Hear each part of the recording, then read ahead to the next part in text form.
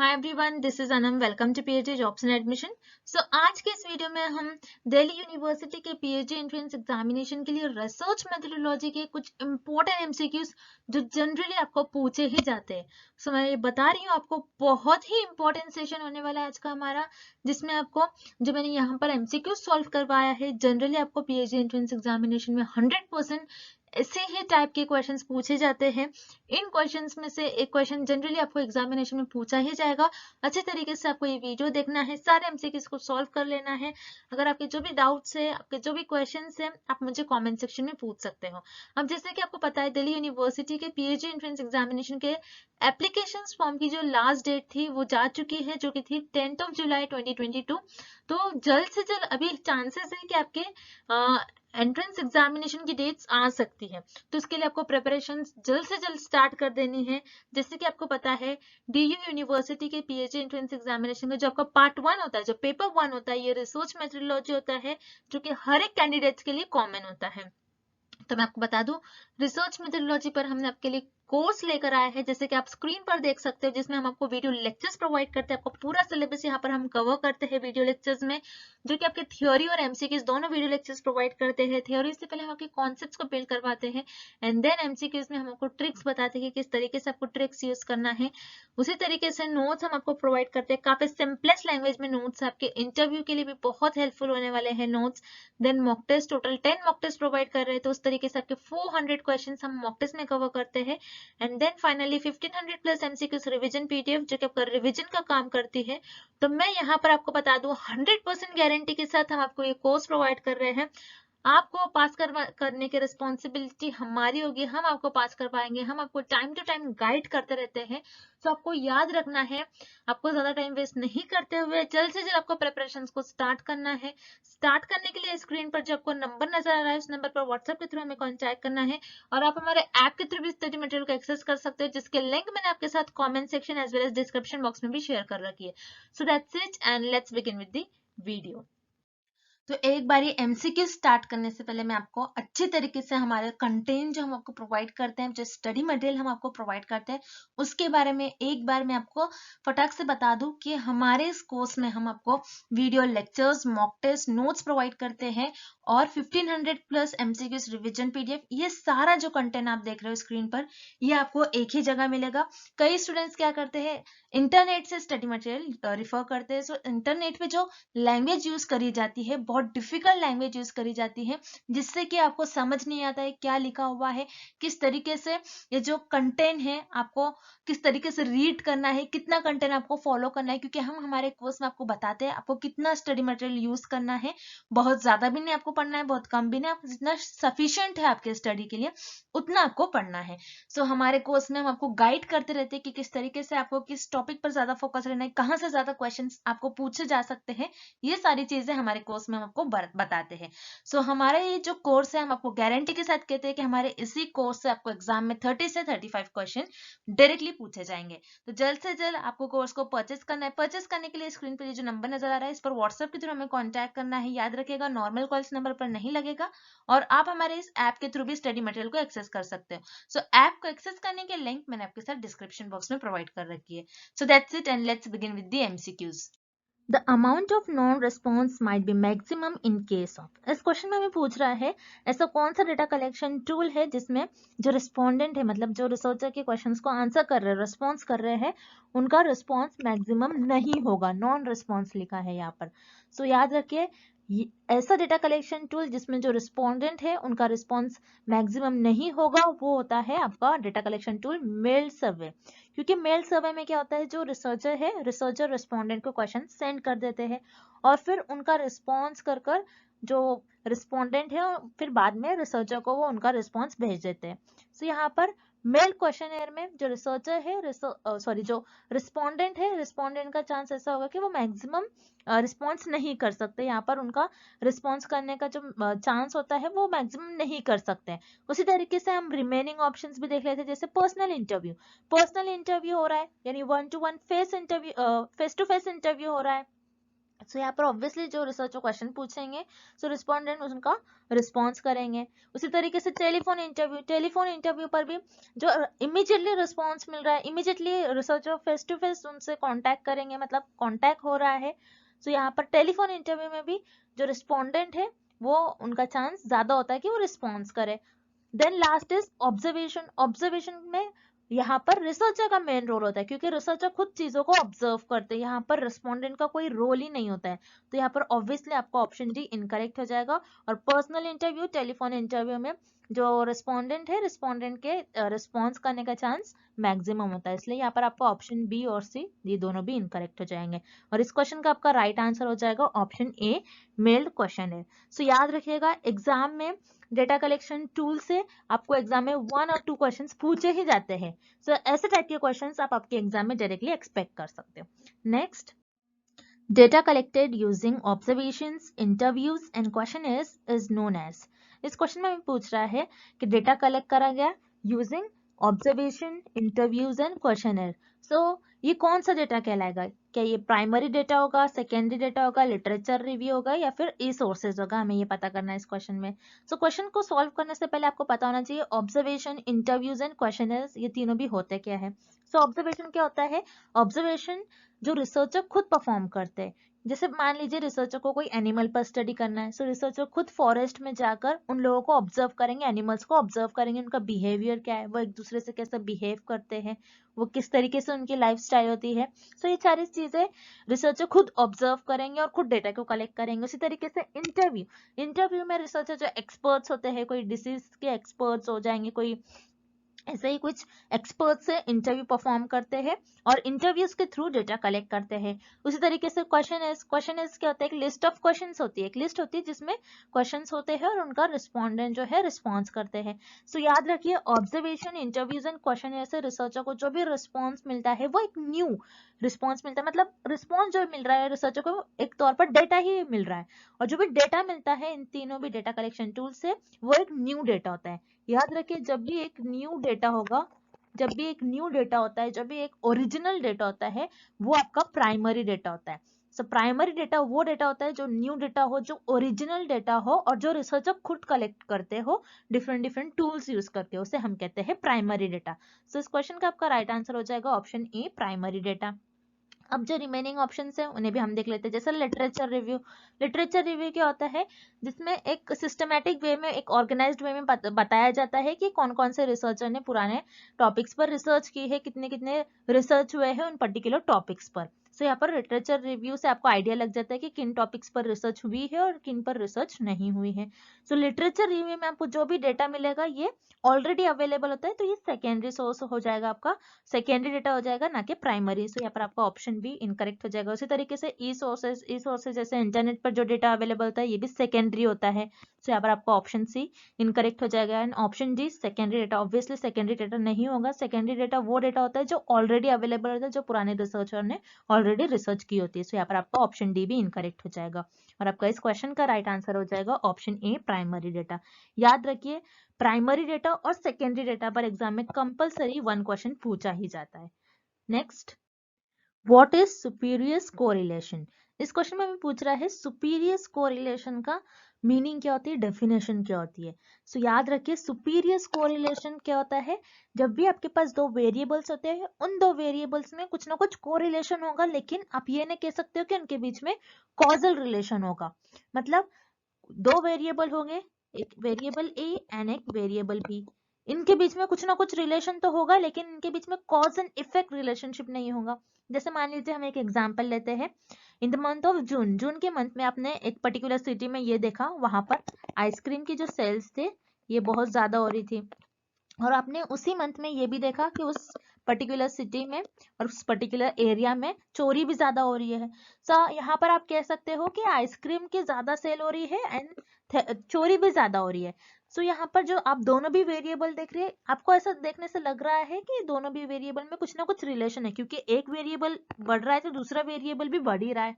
लेकिन आप ये नहीं कह सकते हो कि आइसक्रीम की वजह से उस पर्टिकुलर सिटी में, उस पर्टिकुलर एरिया में चोरी ज्यादा हो रही है। लेकिन आप ये कह सकते हो कि आइसक्रीम की सेल ज्यादा हो रही है एंड यहाँ पर चोरी भी ज्यादा हो रही है, तो इनके बीच में कुछ ना कुछ हमें ऐसा लग रहा है, आइडिया लगेगा, क्योंकि ये दोनों भी जो वेरिएबल्स है सेम डायरेक्शन में मूव कर रहे हैं। लेकिन यहाँ पर कॉज एंड इफेक्ट रिलेशनशिप नहीं है। आइसक्रीम के ज्यादा सेल्स होने की वजह से चोरी ज्यादा नहीं हो रही है। तो इसे हम कहते हैं सुपीरियर कोरिलेशन। तो सुपीरियर कोरिलेशन क्या होता है कि वेरिएबल्स के बीच में कुछ ना कुछ रिलेशन होगा, लेकिन कॉजल इफेक्ट रिलेशनशिप नहीं होगा, मतलब कॉजल रिलेशन नहीं होगा। तो आपका इस क्वेश्चन का जो राइट ऑप्शन हो जाएगा वो हो जाएगा option C, correlation between two variables having no causal relation. Next, the research approach which entails using more than one method or source of data in the study of social phenomena is known as। So इस question में हमें एक definition दी गई है, हमें ये बताना है कि डेफिनेशन किस ऑप्शन की डेफिनेशन होगी। अब इस डेफिनेशन में हमें ये पूछ रहा है कि एक रिसर्च है, उस रिसर्च में हम एक से ज्यादा मेथड यूज कर रहे हैं और उस पर्टिकुलर स्टडी को परफॉर्म कर रहे हैं। तो याद रखिए, जब भी रिसर्च में आप एक से ज्यादा मेथड्स यूज करके उस पर्टिकुलर स्टडी को परफॉर्म कर रहे हो, उस पर्टिकुलर फेनोमेना पर स्टडी कर रहे हो, तो उससे हम कहते हैं ट्रायंगुलेशन। अब ट्रायंगुलेशन क्या होता है, तो आपको इस डायग्राम के थ्रू समझना होगा। जैसे मान लीजिए मैंने फर्स्ट मेथड यूज करा और मेरे कुछ रिजल्ट आ रहे हैं XYZ, और अब मैंने फिर से क्या करा, मैंने ये देखा कि मेरे जो रिजल्ट आ रहे हैं ये सही आ रहे हैं या फिर नहीं, रिजल्ट मेरे वैलिड हो रहे हैं या फिर नहीं, ये देखने के लिए मैंने एक दूसरा मेथड यूज करा। अब मैं क्या करूंगी, दूसरा मेथड परफॉर्म कर कर भी देखूंगी कि मेरा जो रिजल्ट आ रहा था पहले XYZ, जो भी मेरा रिजल्ट आ रहा है वो मेरा XYZ ही रिजल्ट आ रहा है या फिर कुछ और आ रहा है। अब मैंने दूसरा मेथड परफॉर्म किया और मेरा दूसरे मेथड से भी XYZ यही रिजल्ट आ रहा है। तो मैं ये कह सकती हूँ कि मैंने डिफरेंट डिफरेंट मेथड्स परफॉर्म कर कर ये देखा कि मेरे जो रिजल्ट आ रहे हैं वो हर मेथड से सेम ही रिजल्ट आ रहे हैं। सो मैं इससे पता कर सकती हूँ, मैं इससे बता सकती हूँ कि जो मेरी स्टडी है वो वैलिड है, वो सही है। सो इसे हम कहते हैं ट्रायंगुलेशन मेथड। याद रखिएगा, बहुत इंपॉर्टेंट है। एग्जाम में इस टॉपिक से कई बार आपको क्वेश्चंस पूछे गए थे। ये क्वेश्चन आप 2 to 3 टाइम्स एग्जाम में आपको प्रीवियस ईयर में भी पूछे गए थे, तो आपको याद रखना है। इस क्वेश्चन का आपका राइट आंसर हो जाएगा ट्रायंगुलेशन। उसी तरीके से हम रिमेनिंग ऑप्शंस भी देख लेते हैं। जैसे रिफ्लेक्सिविटी। रिफ्लेक्सिविटी क्या होता है, रिफ्लेक्सिविटी ये बताता है कि आप जो रिसर्चर है, अगर आपने कुछ रिसर्च परफॉर्म की है तो आपने जो भी आपके रिसर्च में जजमेंट यूज करा है, तो उसको चेक करने के लिए कि आपका जो भी जजमेंट था वो सही था या फिर नहीं, तो उसे हम कहते हैं रिफ्लेक्सिविटी। अब डिफरेंट डिफरेंट मेथड्स यूज करोगे तो उसे हम रिफ्लेक्सिविटी नहीं कहेंगे। सो यहाँ पर आपका ऑप्शन बी इनकरेक्ट हो जाएगा। उसी तरीके से ऑप्शन सी, रिस्पॉन्स वैलिडेशन। मतलब जो रिस्पॉन्डेंट से आपको रिस्पॉन्स मिल रहा है, जो डेटा मिल रहा है, आप उसको चेक करोगे, बताओगे कि वो जो रिस्पॉन्स मिल रहा है, डेटा मिल रहा है, वो सही है फिर नहीं, या फिर वो वैलिड होगा या फिर नहीं। सो इस क्वेश्चन का भी ऑप्शन सी इनकरेक्ट हो जाएगा और इस क्वेश्चन का आपका राइट आंसर हो जाएगा option A, triangulation. Next, snowball sampling is also known as. इस क्वेश्चन में हमें पूछ रहा है कि स्नोबॉल सैम्पलिंग को और हम क्या कहते हैं। सो याद रखिएगा, स्नोबॉल सैम्पलिंग को और हम कहते हैं चेन रेफरल सैम्पलिंग। सो स्नोबॉल सैम्पलिंग को चेन रेफरल सैम्पलिंग क्यों कहते हैं, हम इस डायग्राम के थ्रू समझते हैं। अब जैसे मान लीजिए ये पर्सन जो है ये रिसर्चर है। अब रिसर्चर को स्टडी करना है कि कौन कौन से ऐसे पर्सन है जो ड्रग कंज्यूम करते हैं, ड्रग लेते हैं। सो यहाँ पर जो रिस्पोंडेंट है ये खुद से डायरेक्टली नहीं आते हैं, क्योंकि ये ऑब्वियसली अच्छी बात नहीं है किसी जो ड्रग ले रहा है। सो यहाँ पर जो है रिस्पोंडेंट जो है, यहाँ पर रिसर्चर को खुद एक दो रिस्पोंडेंट मिल जाएंगे रिसर्चर को, क्योंकि ये स्टडी ऐसी स्टडी है जिसमें लोग खुद से नहीं आते हैं। सो यहाँ पर रिसर्चर देख रहे हैं कि कौन कौन ऐसे लोग हैं जो ड्रग कंज्यूम करते हैं, उन पर उनको स्टडी करना है कि ड्रग कंज्यूम करने से ह्यूमन बॉडी पर कैसा अफेक्ट होता है। सो रिसर्चर को एक दो लोग मिल गए। अब रिसर्चर इन लोगों से क्या कहेंगे कि और तुम ऐसे लोगों को ढूंढ कर लाओ और ऐसे लोगों को चुनो जो ड्रग लेते हैं। तो ये क्या करेंगे, और 3 लोगों को ढूंढ कर लाएंगे और ये पर्सन भी और दो तीन लोगों को ढूंढ कर लाएंगे। फिर ये इनसे और कहेंगे कि तुम और पर्सन को चुन कर लाओ जो तुम्हें पता है कि ऐसे लोग जो ड्रग कंज्यूम करते हैं। तो ये और एक दो तीन लोगों को चुनेगा, फिर ये पर्सन भी और इसी तरीके से, फिर ये पर्सन भी और इसी तरीके से लोगों को लाएगा इस सैंपल के लिए। तो जैसा कि आप देख रहे हो यहाँ पर रिसर्चर है, रिसर्चर ने कुछ एक दो लोगों को चुन लिया, फिर इन लोगों ने कुछ और लोगों को चुन लिया, मतलब और लोगों को बताया, फिर इन लोगों ने और कई लोगों को बताया। जैसे आप देख रहे हो स्नोबॉल सैम्पलिंग में एक चेन बन रही है, 1 से 2 लोग हो रहे हैं, 2 से 3, 3 से और ज्यादा लोग बढ़ते जा रहे हैं। तो यहाँ पर एक चेन परफॉर्म हो रही है। तो याद रखिएगा स्नोबॉल सैंपलिंग को और हम कहते हैं चेन रेफरल सैंपलिंग। तो इस क्वेश्चन का आपका ऑप्शन सी राइट हो जाएगा। अब जो रिमेनिंग ऑप्शन है उन्हें भी हम देख लेते हैं। सर्वे, सर्वे तो नहीं होगा क्योंकि सर्वे क्या होता है जिससे रिसर्चर डेटा कलेक्ट करते हैं। सर्वे एक डेटा कलेक्शन टूल है, यहाँ पर आपका ऑप्शन है इनकरेक्ट हो जाएगा। उसी तरीके से option B judgemental sampling, judgemental sampling भी नहीं होगा क्योंकि यहाँ पर रिसर्चर अपने जजमेंट नहीं लगा रहे हैं, यहाँ पर आपका ऑप्शन बी इनकरेक्ट हो जाएगा। उसी तरीके से ऑप्शन डी कन्वीनियंस सैंपलिंग। याद रखिए कन्वीनियंस सैंपलिंग जो है इस पर भी कई क्वेश्चन आते हैं। Convenience sampling is also known as, ऐसे क्वेश्चन आ सकते हैं एग्जाम में। याद रखिए कन्वीनियंस सैंपलिंग को एक्सीडेंटल सैंपलिंग भी कहते हैं। यहाँ पर ऑप्शन डी भी इनकरेक्ट हो जाएगा क्योंकि यहाँ पर रिसर्चर अपनी कन्वीनियंस के हिसाब से पॉपुलेशन में से मेंबर्स को नहीं चुन रहे हैं। लेकिन स्नोबॉल सैंपलिंग एक ऐसी सैंपलिंग होती है जिसे हम कहते हैं चेन रेफरल, क्योंकि यहाँ पर एक चेन की तरह रिसर्चर जो है और रिस्पोंडेंट जो है और रिस्पोंडेंट को ढूंढ कर लाते हैं। यहाँ पर आपका ऑप्शन सी इस क्वेश्चन का राइट आंसर हो जाएगा। Next, the mid point in distribution of values is known as. इस क्वेश्चन में पूछ रहा है आपका जो डिस्ट्रीब्यूशन है, उस डिस्ट्रीब्यूशन के जो मिड पॉइंट होता है, मिड पॉइंट वैल्यूज को हम क्या कहते हैं, क्या मीन, मीडियन, मोड या फिर स्टैंडर्ड डिविएशन कहते हैं, ये हमें पता करना है। हम इस क्वेश्चन को सॉल्व करने के लिए इस डायग्राम का हेल्प लेंगे। जैसे कि आप देख रहे हो इस डायग्राम में मीडियन आप देख सकते हैं, मीडियन। जैसे आप देखोगे ये जो डायग्राम है, अगर इस डायग्राम को आप हाफ पार्ट में अगर कट करते हो इस डायग्राम को, तो आपको मिड पॉइंट मतलब मिडिल पॉइंट, सेंटर पॉइंट जो आपको डिस्ट्रीब्यूशन का दिखेगा इस डायग्राम का, जो आपको सेंटर पार्ट, मिडिल पार्ट दिखेगा वो हो जाएगा आपका मीडियन। मीडियन क्या होता है, आपका जो डिस्ट्रीब्यूशन है, डिस्ट्रीब्यूशन में जो आपकी मिडिल वैल्यू, सेंटर वैल्यू होती है उससे हम कहते हैं मीडियन। याद रखिएगा मीडियन को कैलकुलेट करने का भी कुछ फॉर्मूला होता है। मैंने इसके पहले कई लेक्चर्स में आपको बताया मीडियन को किस तरीके से कैलकुलेट करना है। इस पर भी एग्जाम में कई बार क्वेश्चन पूछे जाते हैं। Mean, median and mode calculate करने पर भी एग्जाम में कंपलसरी आपको क्वेश्चन पूछा जाएगा और इस टाइप का भी एग्जाम में क्वेश्चन पूछा जाता है। इस क्वेश्चन का आपका राइट आंसर हो जाएगा ऑप्शन बी, मीडियन। अब जो रिमेनिंग ऑप्शंस हैं उन्हें भी हम एक बार देख लेते हैं। मीन क्या होता है, आपके डेटा की एवरेज वैल्यू। अब जैसे कि अगर आप फॉर एग्जांपल किसी एक पर्टिकुलर सिटी का आप इनकम मेजर करें तो आप ये देखोगे कि ज्यादातर लोगों की इनकम क्या है। पर्टिकुलर मैंने एक कोई सिटी में मैंने रिसर्च किया और मैंने ये देखा कि इस पर्टिकुलर सिटी में ज्यादातर लोगों की इनकम 90,000 है। आप कहोगे कि एवरेज वैल्यू इस डेटा की आ जाएगी इस केस में 90,000, ज्यादातर, उसे कहते हैं हम मीन। देन उसी तरीके से मोड क्या होता है, आपके डेटा में जो ऐसी वैल्यू जो मैक्सिमम बार रिपीट हो रही हो उसे हम कहते हैं mode. And last is standard deviation. Standard deviation क्या होता है, जो आपका डेटा इस तरीके से स्प्रेड आउट है, इस स्प्रेड आउट को, इस डिस्ट्रीब्यूशन को आप कहते हैं स्टैंडर्ड डिविएशन। कि आपका डेटा किस तरीके से डिस्ट्रीब्यूटेड है उसे हम कहते हैं स्टैंडर्ड डिविएशन। किस तरीके से डिस्पर्ज है, किस तरीके से फैला हुआ है उसे हम कहते हैं स्टैंडर्ड डिविएशन। और आपके जो डिस्ट्रीब्यूशन है, डिस्ट्रीब्यूशन का जो मिड पॉइंट है, मिडिल वैल्यू है, सेंटर वैल्यू, उसे हम कहते हैं मीडियन। इस क्वेश्चन का ऑप्शन भी राइट आंसर हो जाएगा। Next, Which of the following is or are the methods of survey? इस क्वेश्चन में हमें पूछ रहा है दिए गए ऑप्शंस में से कौन सा एक ऐसा ऑप्शन है और कौन सा ऑप्शन ऐसे है जो सर्वे के मेथड्स है। अब सर्वे क्या होता है, सर्वे मतलब आप आपकी रिसर्च में सर्वे कंडक्ट करवा के, यानी डिफरेंट डिफरेंट मेथड्स के थ्रू डेटा कलेक्ट करते हैं, उसे हम कहते हैं सर्वे। जैसे मेल हो गया, क्वेश्चनर्स, ऑब्जर्वेशंस, ये इन सारे मेथड्स के थ्रू आप आपके रिसर्च में डेटा कलेक्ट करते हो। अब जैसे कि इस क्वेश्चन में हमें कुछ ऑप्शंस दिए गए हैं जैसे मेल, टेलीफोन, हाउस होल्ड। ये सारे जो है एक सर्वे मेथड होते हैं। जैसे मेल के थ्रू आप क्या करते हो, जो आपके रिस्पोंडेंट है उनको क्वेश्चंस प्रोवाइड करते हैं और वो उनका रिस्पॉन्स कर आपको फिर से ईमेल कर देते हैं। मेल भी एक डेटा कलेक्शन टूल है जिसके थ्रू आपको रिस्पॉन्स मिलता है रिस्पोंडेंट का। उसी तरीके से टेलीफोन एक इंटरव्यू भी होता है। टेलीफोन पर रिसर्चर रिस्पोंडेंट से क्वेश्चंस पूछ सकते हैं, उनके थ्रू उनको रिस्पॉन्स मिलता है।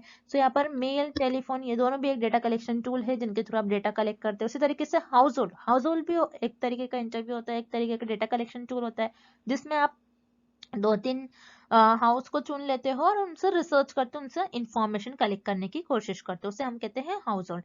यहाँ पर ऑप्शन ई, बी, सी यानी मेल, टेलीफोन, हाउस होल्ड, ये तीनों भी आपके एक सर्वे होते हैं जिनके थ्रू आप डेटा कलेक्ट करते हो। इस क्वेश्चन का आपका राइट आंसर हो जाएगा option D, all of the above. Next, the analysis of two variables at a time in order to uncover whether or not the two variables are related is known as। इस question में हमें ये find out करना है कैसा कौन सा option है जिसमें हम कोई दो वेरिएबल को एनालाइज करते हैं और ये पता लगाते हैं कि उन दो वेरिएबल्स में कैसा रिलेशन है, एक दूसरे से कैसे रिलेटेड है। बेसिकली हम ये कौन सी ऑप्शन में ये पता लगाते हैं। बेसिकली हमें इस क्वेश्चन में एक डेफिनेशन दी गई है, सो हम देखेंगे कि ये डेफिनेशन किस ऑप्शन की डेफिनेशन होगी। सो याद रखिए, जब भी दो वेरिएबल्स की बात होती है और वो कैसे एक दूसरे से रिलेटेड है ये देखना होता है, तो हम कोरिलेशनल रिसर्च में देखते हैं। जैसे मान लीजिए फॉर एग्जांपल कोरिलेशनल रिसर्च में हम देखते हैं दो वेरिएबल्स एक दूसरे से कैसे रिलेटेड है। अगर मैं आपको ये एग्जांपल दूं, जैसे मान लीजिए कोई पर्सन है वो स्मोकिंग कर रहा है, स्मोकिंग करने से लंग पर कैसा अफेक्ट हो रहा है, ये दोनों वेरिएबल एक दूसरे से कैसे रिलेटेड है। क्या ज्यादा स्मोकिंग करने से आपका जो लंग है वो ज्यादा अफेक्ट हो जाएगा? यस, मतलब ये एक दूसरे से ये वेरिएबल्स रिलेटेड है और इसमें पॉजिटिव कोरिलेशन है, बिकॉज अगर आप ज्यादा स्मोकिंग करोगे तो आपका जो लंग है ये ज्यादा अफेक्ट हो जाएगा, मतलब ये दोनों भी सेम डायरेक्शन में मूव कर रहे हैं। सो कोरिलेशनल रिसर्च एक ऐसे रिसर्च होती है जिसमें आप दो वेरिएबल्स को एनालाइज करते हो एट अ टाइम और ये बताते हो कि इन दो वेरिएबल्स में कैसा रिलेशन है, कैसे एक दूसरे से रिलेटेड है। सो इस क्वेश्चन का आपका राइट आंसर हो जाएगा ऑप्शन डी कोरिलेशन। अब जो रिमेनिंग ऑप्शन है उन्हें भी हमने एक बार देख लेते हैं। Option A chi square test. Chi square test क्या होता है? एक स्टैटिस्टिकल टेस्ट होता है जिसमें हम ये मेजर करते हैं कि दो से ज्यादा सैंपल्स के मीन को हम कंपेयर करने के लिए हम काई स्क्वायर टेस्ट का यूज करते हैं। याद रखिएगा, काई स्क्वायर टेस्ट एक स्टैटिस्टिकल टेस्ट होता है जिसमें हम दो से ज्यादा सैंपल के मीन को कंपेयर करने के लिए यूज करते हैं। सो यहाँ पर हमें सिर्फ दो ही वेरिएबल दिया है, तो ऑब्वियसली यहाँ पर आपका ऑप्शन है इनकरेक्ट हो जाएगा। उसी तरीके से ऑप्शन बी यूनिवेरिएट।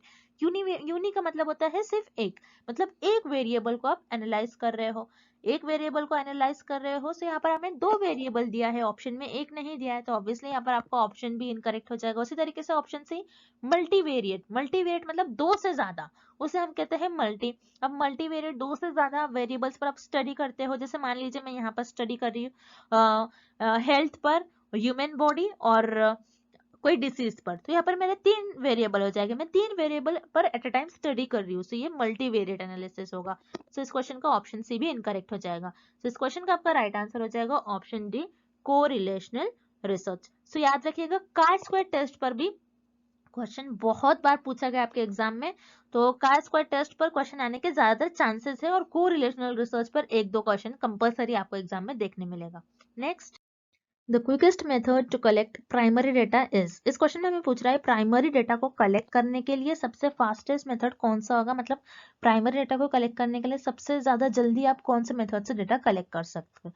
सो याद रखिए, प्राइमरी डेटा को अगर आप कलेक्ट कर रहे हो तो सबसे जल्दी अगर आपको जो डेटा मिल जाएगा, जिस मेथड से आपको सबसे फास्टेस्ट मेथड से आपको डेटा मिल जाएगा, वो हो जाएगा आपका टेलीफोनिक इंटरव्यू, टेलीफोन इंटरव्यू। सो टेलीफोन इंटरव्यू से रिसर्चर क्या कर सकते हैं, रिसर्चर जो भी एरिया में है, जो भी जिस भी एरिया में होंगे, जिस भी सिटी में होंगे, जिस भी कंट्री में होंगे, वो डायरेक्टली जो रिस्पोंडेंट है उनको कॉल कर रिस्पॉन्स लेंगे। उसी तरीके से जो रिमेनिंग ऑप्शन है, जैसे पर्सनल इंटरव्यू में रिसर्चर को पहले इन्विटेशन भेजना होता है एक्सपर्ट्स को, फिर वो इन्विटेशन एक्सेप्ट करते हैं, फिर वो इंटरव्यू के लिए आते हैं। सो यहाँ पर पर्सनल इंटरव्यू में पहले वो इन्विटेशन देंगे, फिर वो आएंगे, तो यहाँ पर टाइम जो है ज्यादा वेस्ट हो जाएगा, ये फास्टेस्ट मेथड नहीं होगा। सो यहाँ पर आपका ऑप्शन ए इनकरेक्ट हो जाएगा। उसी तरीके से option B mailed questionnaire. Mail questionnaire में क्या होता है, जो रिसर्चर है वो रेस्पोंडेंट को मेल सेंड करते हैं, फिर वो मेल रीड करते हैं, फिर उसको रिस्पॉन्स करके फिर से रिसर्चर को मेल करते हैं, तो डायरेक्टली यहाँ पर रिस्पॉन्स नहीं मिलता है, रिसर्चर को कुछ टाइम बाद रिस्पॉन्स मिलेगा। सो यहाँ पर आपका ऑप्शन बी भी इनकरेक्ट हो जाएगा। उसी तरीके से ऑब्जर्वेशन है, सो यहाँ पर रिसर्चर खुद ऑब्जर्वेशन परफॉर्म करते हैं। जैसे मान लीजिए रिसर्चर को कोई फॉरेस्ट में एनिमल्स पर स्टडी करना है अगेन, तो रिसर्चर क्या करेंगे, उस फॉरेस्ट में जाएंगे। सो रिसर्चर के ट्रैवलिंग होगा, रिसर्चर को जाना पड़ेगा, फिर डेटा कलेक्ट करना पड़ेगा। सो यहाँ पर ऑब्जर्वेशन से भी रिसर्चर फास्टेस्ट मेथड नहीं होता है डेटा कलेक्ट करने का, क्योंकि रिसर्चर को एक जगह से दूसरी जगह मूव करना होता है। लेकिन टेलीफोन इंटरव्यू एक ऐसा डेटा कलेक्शन मेथड, एक प्राइमरी डेटा कलेक्शन मेथड है जिसमें रिसर्चर को इजीली डेटा मिल जाता है और सबसे फास्टेस्ट मेथड होता है डेटा कलेक्ट करने के लिए। सो इस क्वेश्चन का आपका राइट आंसर हो जाएगा option C telephone interview. Next, research is a systematic, formal, rigorous, and precise process employed to gain solutions to a problem or to discover and interpret new facts and relationships. So इस question में basically हमें एक definition दी गई है, हमें पता करना है डेफिनेशन कौन से साइंटिस्ट की डेफिनेशन, किस रिसर्चर ने डेफिनेशन दी थी रिसर्च के लिए। तो याद रखना है, ये जो डेफिनेशन है ये आपके वॉल्स इस साइंटिस्ट ने दी थी 1981 में। 1981 में वर्ल्ड्स इस साइंटिस्ट ने ये डेफिनेशन दी थी, जिसमें इन्होंने रिसर्च की एक डेफिनेशन कही है। और रिसर्च को कहा है, रिसर्च एक systematic, formal, rigorous and precise process है।